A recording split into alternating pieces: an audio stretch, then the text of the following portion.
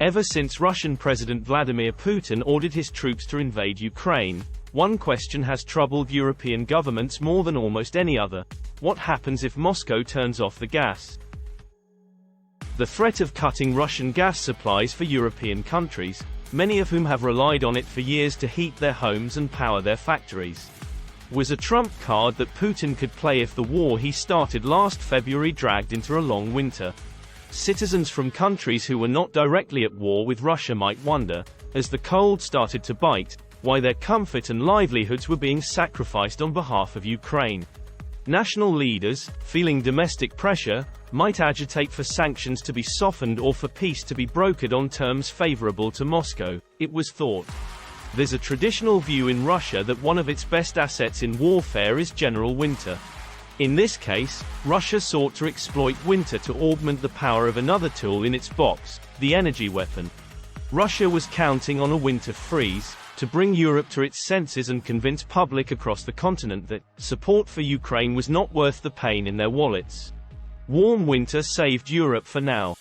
Western and Central Europe have enjoyed a milder winter than expected, which, along with a coordinated drive to reduce gas consumption, has taken one of Putin's largest bargaining chips out of his hands.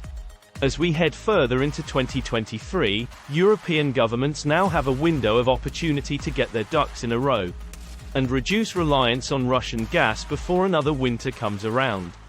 Doing so could play a crucial role in maintaining the West's united front as the war drags on.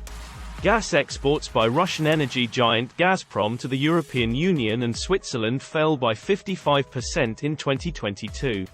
Europe was previously Gazprom's main export market, but supplies were drastically reduced because of sanctions following the Ukraine invasion.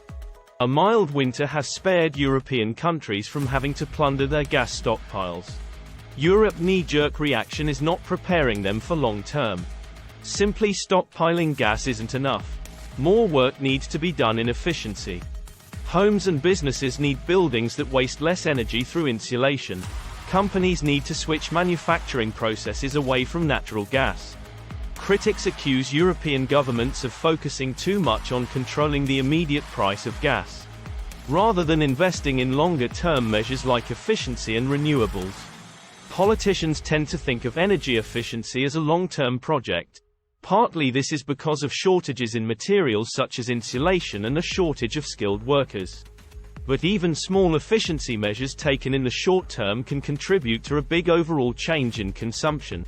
In the medium term, Europe now has an opportunity to implement some of the changes to its energy consumption habits that have proven politically difficult. Objection to renewable sources such as onshore wind farms and criticisms of the price of net zero policies have been cast in a new light, now that the real costs and instability that come with imported gas are more obvious. Whether or not European countries will take advantage of this brief chance to bolster their energy security is a billion-dollar question. Western Europe had not been willing to listen to the frontline states, who warned about the Russian regime's intent and understood that more expensive energy was a price worth paying in exchange for not being vulnerable to Russian pressure. This complacency left Russia with multiple open goals to kick it in major Western European capitals, most notably Germany. While bombs continue to fall on Ukraine, a return to the old complacency and a failure to shore up Europe's energy independence is not out of the question. This clearly shows Europeans cannot and will not act together. Self-interest rules the day with leaders of all European countries. They will collectively lose infamy of the Russian onslaught if they did not make the best of the warm winter window this year. Thanks for watching.